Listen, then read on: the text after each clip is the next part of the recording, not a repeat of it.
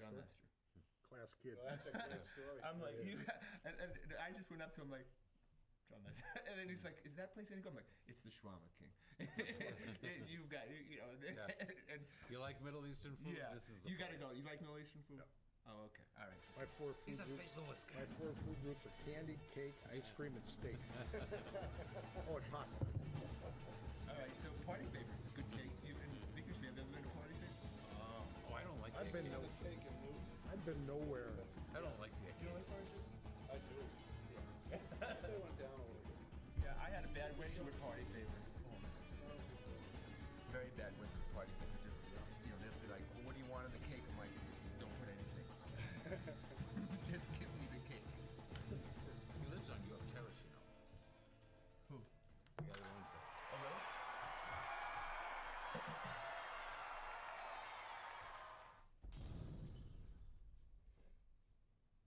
Hello, and welcome to another edition of the Grandstanders Live. I'm your host, Scott Kerman, and I'm joined by my usual cohorts, Uncle Joe McLaughlin, and he's the barber to the stars, Hollywood Pete McGilvery. Well, we have a special guest sitting in the grandstand tonight.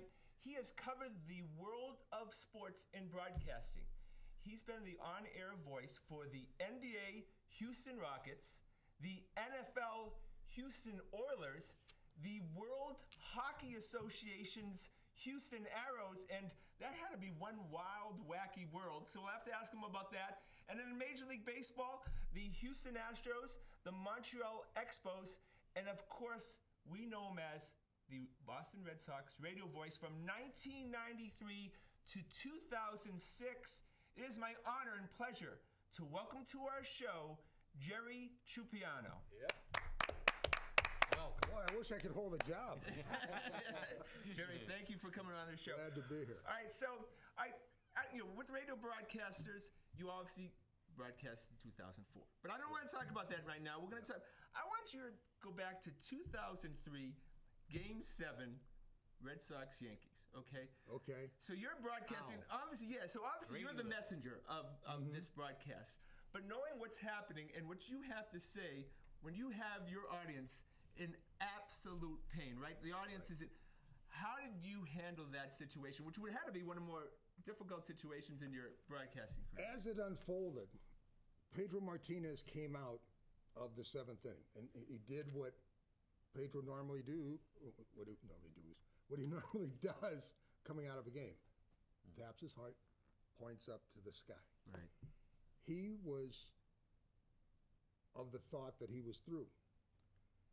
Grady Little goes to him, and this is where it's a tough decision for a manager or a coach in basketball, hockey, football. You make those decisions. You don't ask a competitor to be a competitor, because a competitor, even though he may not have much left, or he may have mentally said, okay, I'm done, he's going to try to crank it up again, and that's hard to get those batteries recharged.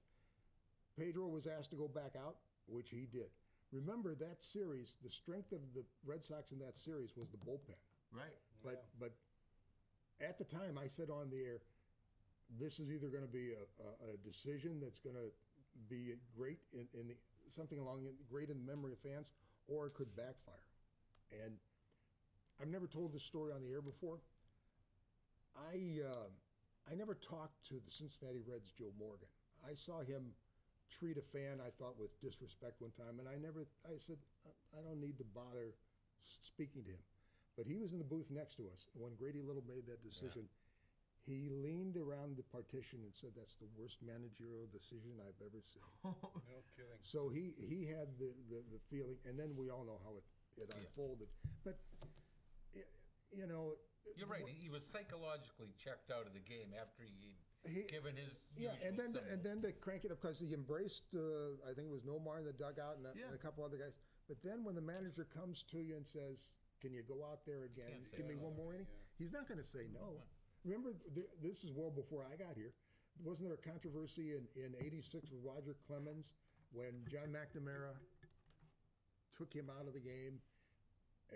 And he said he didn't want out. He said he didn't want out. But there was something about a blister, or he couldn't use his breaking pitch. He could only throw a fastball because of a blister. And people criticized Clemens about that years later.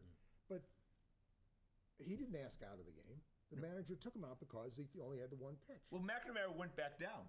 As they would ask him years later, he wouldn't back down. Yeah, no. he went back down. Like just back down and let's move on, and he wouldn't do it. Right. Yeah.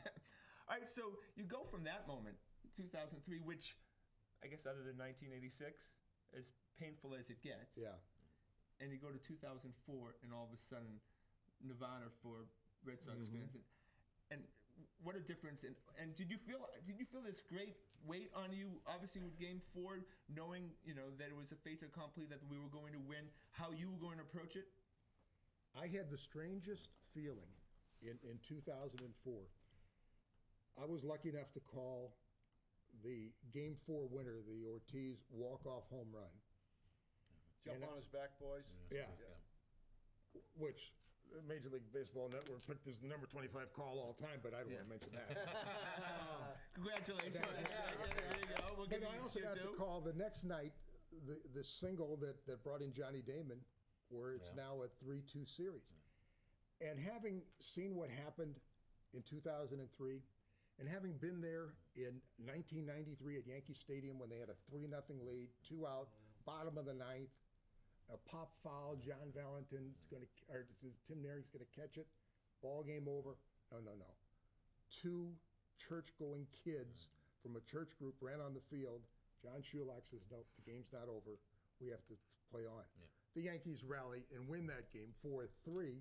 So you see those things unfold. You know about the history of the Red Sox in the past.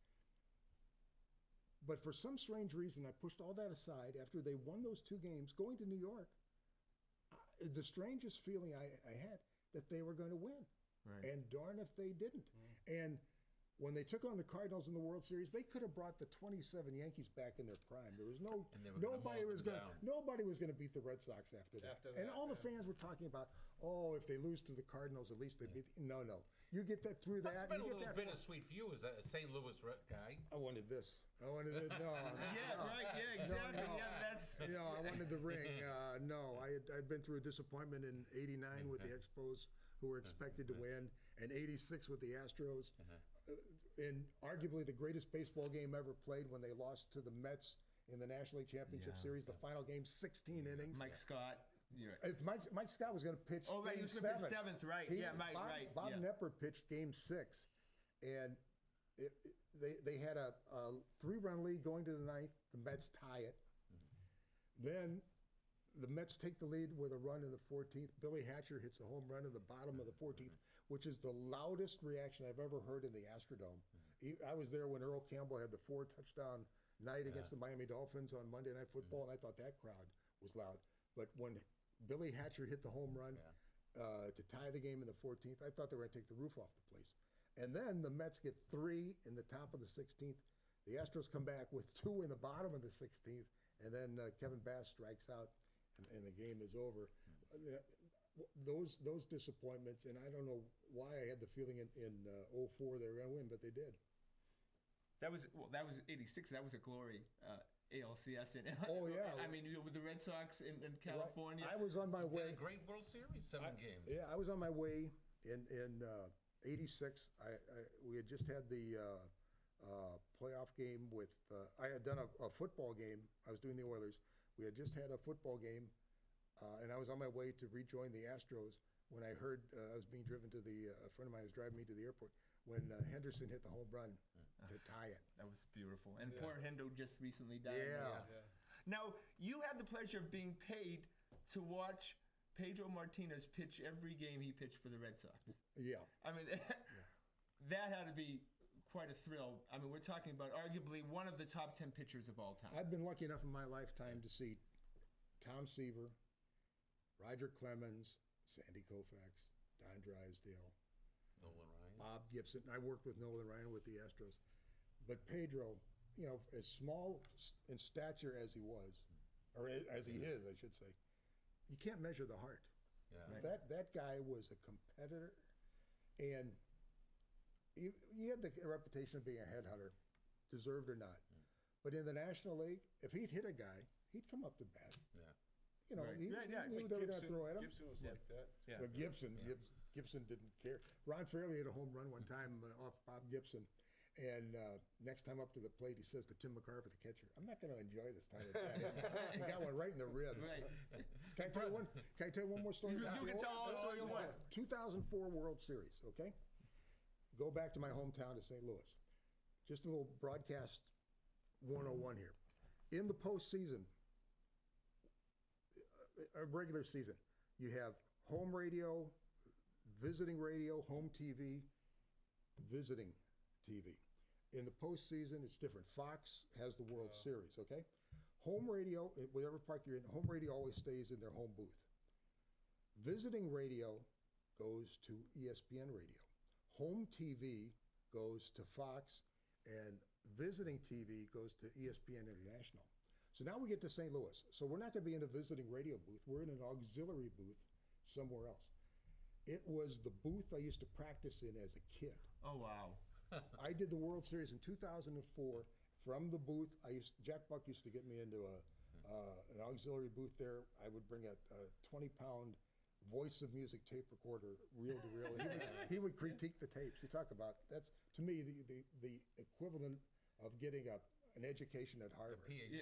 Yeah. Right. So I got to broadcast the World Series from the booth I used to practice in. You as a truly kid. went full circle. Full circle, You must exactly. have told Joe, "Get on my back. I'll show you this way around this place." All right, so Manny Ramirez, you actually didn't get to broadcast his whole career because he left in 2008, but that was pretty painful when he did. But most of his career, tell us some stories about. Or tell us one good story First about time Manny. I met Manny, we were it was a club function up in one of the areas of the ballpark. I think it was the EMC club, and I introduced Manny. I had never met him before. Comes up, gives me a big hug. He was just that sort of a guy. He was one of the best right-handed hitters I've ever seen. There are only two guys I can remember. I can say off the top of my head. You always hear about pitchers setting up hitters. I've only seen two hitters set up pitchers. Yeah. Willie Stargell was one, and I'll tell you about Manny Ramirez. We're in Tropicana Field one night. They had the big, tall left-hander who later pitched for the Dodgers. He played in the NBA. 6'10" left-hander. Hendrickson? Yeah, Hendrickson. Yeah, right. Mark Hendrickson. Yeah. So he throws Manny a turnover changeup down and away. Manny has this feeble swing. I remember this. Manny gets out of the batter's box, takes the bat, and hits himself on top of the helmet. So now Hendrickson's, the catcher calls for the same pitch. Turnover changeup down and away. Manny hit it over the restaurant in center field. Yeah. Set up He was a pitcher. sitting on that. I've heard that Well, before. you have a great story you heard from an umpire, right? Yeah, the umpire, they just called the World Series. They were in the baseball tavern here. And, one of my friends said, "Hey, who's the best hitter you ever saw?" He said, "Manny Ramirez would set up a pitcher for another at bat. Mm-hmm. For another at bat. Just like you described. Just like you said." And I said, "Wow, that's..." But would strike out at times, right? Yeah. Right. He'd set Deliberately. it up to get for the right sequence in the right situation. They used to say, taking back to the pitcher setting up a hitter, they used to say Greg Maddux would set up a hitter to get him out if he had to face him the fourth time, like in the 8th or 9th inning. Yeah. That he was that masterful a pitcher. So tell me how difficult it is when the team stinks. And when you Like start the getting... 93 Red Sox, my first year? Awful. How about the 2001 Red Sox? I was thinking when I was the Joe Kerrigan, Mike Lansing era, right? Oh, my goodness gracious. Remember, I was there the Cal Ripken's last game, and that was against the Red Sox, and they were nowhere to be found. I mean, they weren't on the top step. They were nothing. How annoying was that team to cover? Well, let me tell you a little story about the Joe Kerrigan era, short-lived as it was. Right? Yeah. We're taking off on a charter, okay? And Uguth Urbina was on that. Yes. On that, I've told the story on the air on radio. Who's now being before. warehoused right Yes, now. he's in Venezuela, I believe. Yeah, right. Something about a machete and lighting a disagreement. person on fire. Yeah, well, these things happen. Yeah, right, they do. So Urbina has a boombox on the flight. Now, the manager and the coaching staff would sit in first class. Then you'd have the broadcasters in the first section of coach, and the training people and the clubhouse people, and then the players behind them. So here's this boombox being played very loudly. And Trot Nixon says, "Hey, turn that down." Who's not from Venezuela? Not No, he's not. Wilbraham, North Carolina. Yeah. And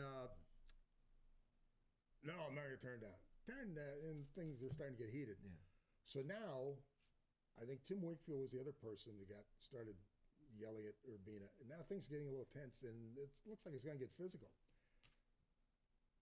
Kerrigan was up in the facility, up in first class, okay?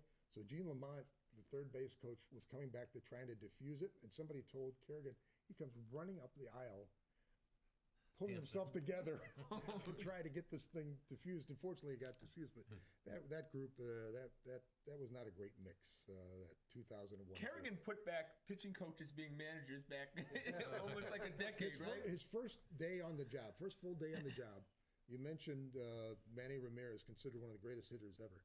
Nomar Garciaparra, two-time batting champion. He calls them both in his office to show them some video about a hitting approach. Here is a pitching coach talking two of the best hitters of the time, right-handed batters, about hitting.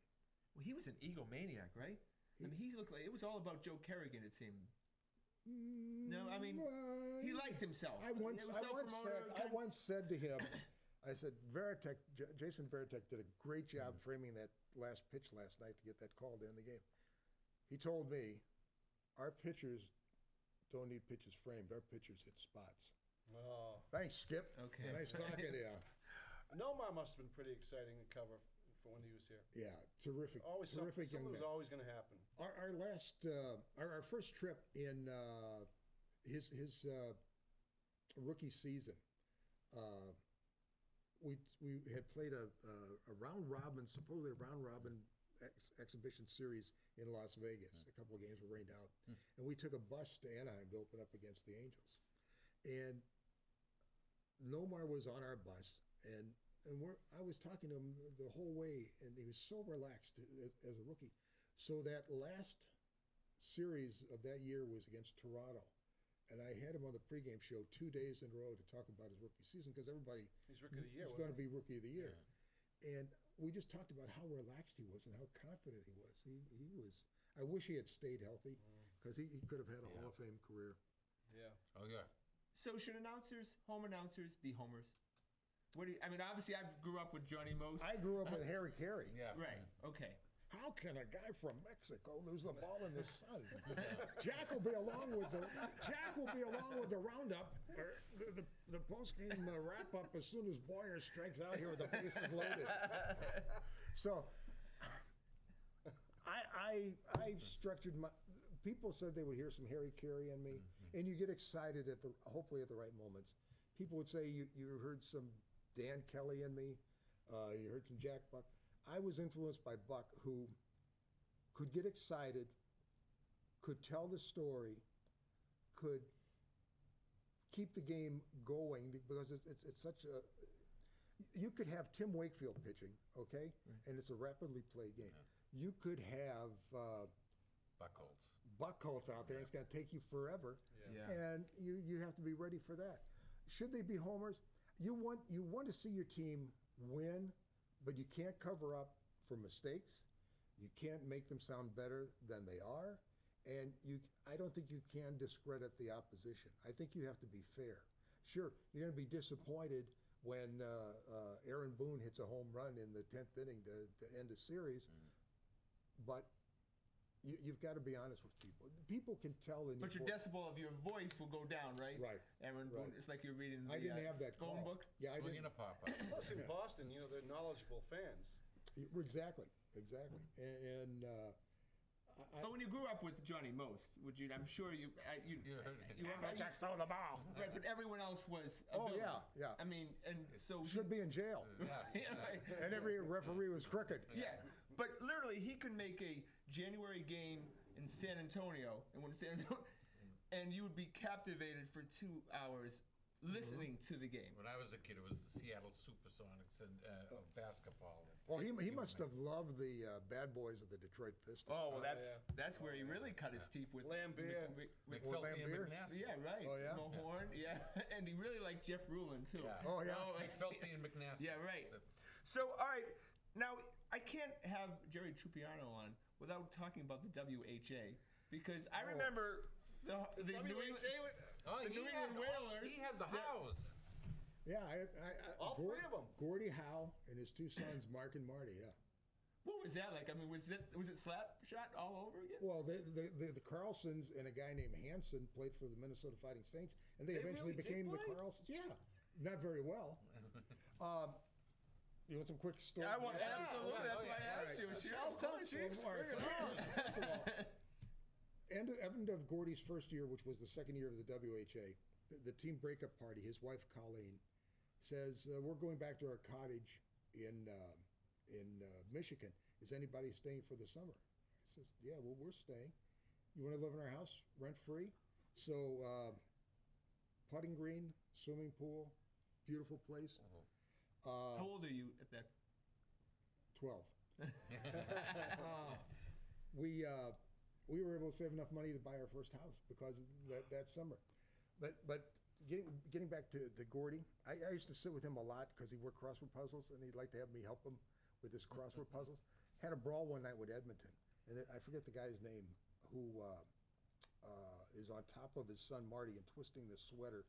And Gordie drags whoever he was holding on to like this and puts his finger in the guy's nose and rips up to get the guy off. Oh, yes, he did. Oh, and we won the WHA championship his first year, which was the second year of the WHA, and the third year.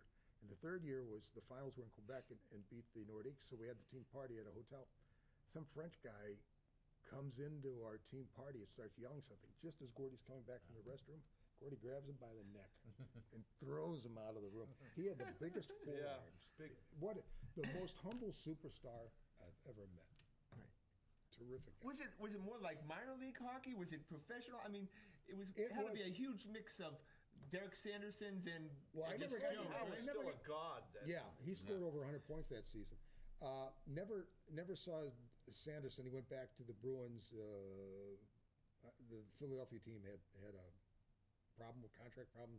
They let him out of it or something. But there were some pretty good hockey players. But it was probably lower end of the NHL.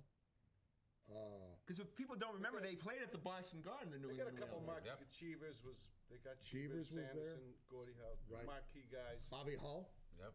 Bobby Hull, Jet. the first game he played was in Quebec, and we were going to play the Nordiques next, but we're in town early. So Bill Dineen, the coach, says, I want to see the game. You want to come with me? He says, you can write down the lines. He goes, yeah, great.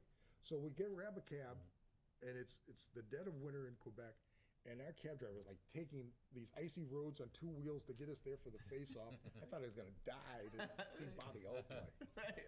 All right, so we have to talk, of course, about the current Boston Red Sox team. First of all, I have to talk about Hanley Ramirez. I have 17% body fat. by the way. Yeah, right. Yeah, I don't even know if Pablo's too painful to even discuss. Yeah. But on this show, and each week I say how much I dislike Hanley Ramirez. Okay, and it's this big, kind of a support group now with He Hanley has been Ramirez. a good citizen this year so far. Right, but if you notice, they all have to give him, kudos every time he makes a nice play and stuff. What's the expiration date on Hanley Ramirez this year? If he hits, it's lengthened. If he hits, it's lengthened. If he struggles the second half of the season, I think it becomes short to the immediate future, maybe. Because in But your experience, who's going to take the contract?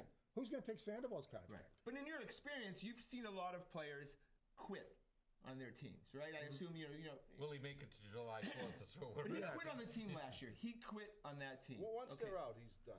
I mean, once you quit on a team, in your experience, have you seen athletes be able to make a comeback from literally quitting on their team? Not off the top of my head. I can't think of any off the top of my head. But I would think this is not the strongest division anymore. So I would think they should be. And I think Dave Dombrowski will find another pitcher before the end of the season where they should be in the hunt towards the end. Do you like Dombrowski? I worked with him in Montreal, yeah. Yeah. Dan Duquette was the assistant GM and he was the GM. He Yeah. seems like the adult in the room, doesn't he? Right. He traded Randy Johnson for Mark Langston. I bet he'd like to have that one back. Yeah. Although my first game I did with Randy Johnson, it was an exhibition game. We shared a spring training facility with the Atlanta Braves. He walked 6 guys in a row, and Buck Rogers had to take him out. So, Big Poppy. Obviously, part of his career. I've never called him that. I hate using nicknames. Is that right? Yeah, I just. You never called him Big Poppy? I never called him Big Poppy. It's Wow, always you had all his calls and those big calls. Do you have a nickname? True. But Well, there you go. Marty Because calls we're all about nicknames here on the show. MacGyver. Because I could take a rubber. When things break down in the booth or something, I'll figure it out. And at home, you can just fix everything? No. No, you can't? No. I can some things, but no. Yeah. No. That's why they have the yellow pages to find somebody. But I mean, if I'll get us on the air, give me a telephone and a stopwatch, I'll get us on the air. Okay. But no, I just Dombrowski will is a good baseball man, Right. and hopefully they've pushed Carmine the computer well to the side. How about the relationship? My theory is that Dombrowski has told Henry that, I'm not responsible for the guys that have been brought into this team, right? The Pablo Sandoval's, Right. the Hanley Ramirez, that's a prior administration, right?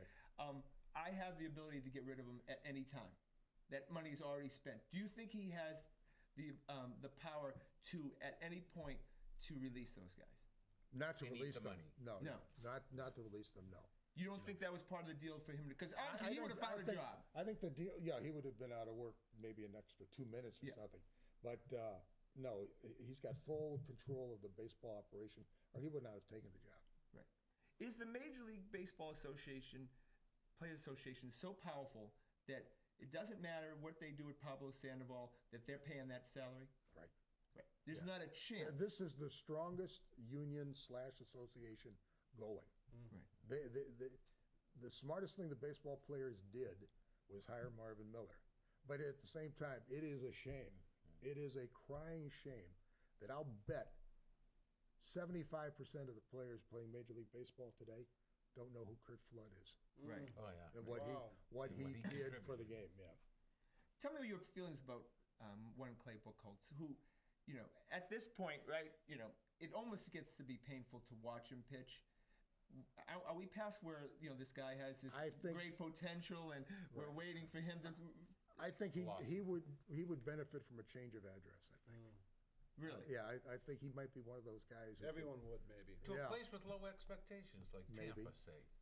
But haven't you seen? You've seen a lot of guys who get paid and then that's it for them.